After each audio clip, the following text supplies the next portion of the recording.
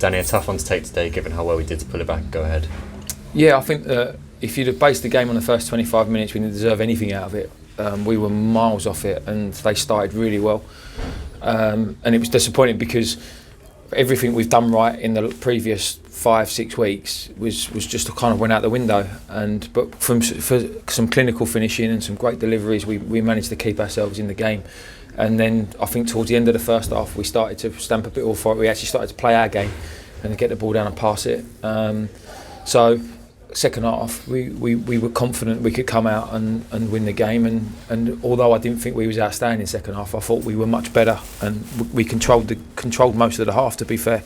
And then you get your chance, and we scored 2 set pieces, so that's probably one for the scrapbooks for everyone, because we don't really score set pieces, so that was nice. But I'm just baffled of what the decision of Tinks, why he's done that. But listen, I need to have a look back here. He's saying he didn't realise that there was no one there, and he's put his arm up to try and.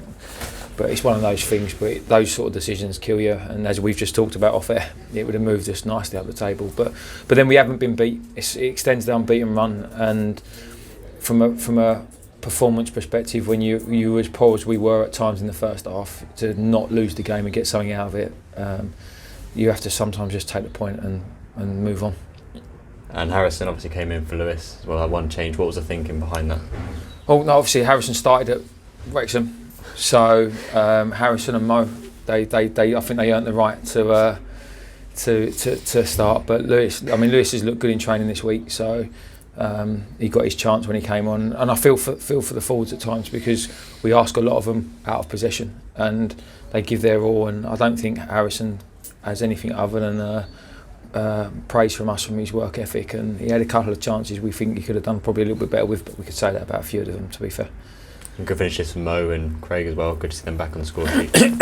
Yeah, he just brings real composure to the team, Craig, and it's frustrating at times because he seems to play the game at his own pace, but then he brings little bits of magic to it that you think, well, there's not many can do that. So, and the finish, I was right behind it. He literally could not have squeezed it any further in the corner. So, and Mo gets on the score sheet again, and along with Rancy, I think that's Rancy's first of the season. So, listen, there's always positives to be taken out of the game, and I get criticised for being a positive person, but there is positives out of it, albeit that I'm really disappointed we didn't get all 3 points.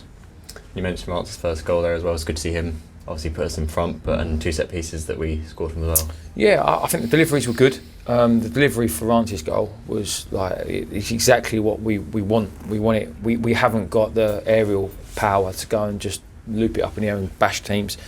And if you look at some of the set pieces against us today, you look in the penalty areas. It was at times I think they had 6 or 7 6'2" lads in the box, and then when Craig Tanner's playing right back for you and trying to win headers, it does make you worry a little bit. But no, we've kind of put the set pieces to bed from from a defensive perspective, and when you deliver the ball like that, you've got a chance, because you haven't got to be bigger than him, man. You've just got to be sharper than him. So, and that's what Rancy was today, and that's what Mo was. And James Rowe played 90 minutes, but it's good to see him continue his. Yeah, I think that I'm sure he won't stand there and say it was his best ever performance. It was a solid performance from him, and most importantly for us is he got through the game, and that's the stage of the season we're at, and we've got to get these players back on the pitch, and that is a positive as well. Another positive is Harry Taylor, academy player, coming on for the last few minutes of the game when things were dying down. It's good to see academy players given a chance. Yeah, I mean, Harry's been training with us along with Reece Wiley. We've had Ryan Hall in with us.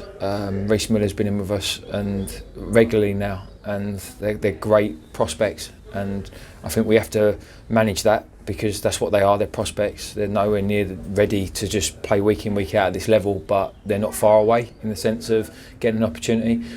I'm disappointed because in my head, when you dream about the game before it, you have to get yourself into a position where I'd like to have given him 20 minutes, 25 minutes to come on the pitch and show what he's capable of doing. Unfortunately, we didn't allow him to have that today, but it's good to get him on the pitch. Unfortunate circumstances, because he's had to come off, somebody's been sent off, but there you go, that's just how it is sometimes. And finally, Dover away next week. It's a tough game. Obviously we played well here at home, but it's those away games we need to make sure we're ready for. Yeah, and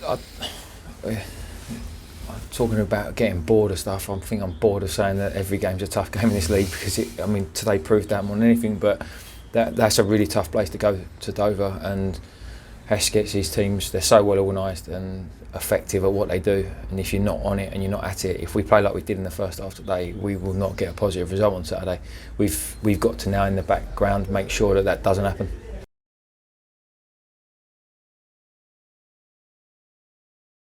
Click here for the next video, click here to subscribe.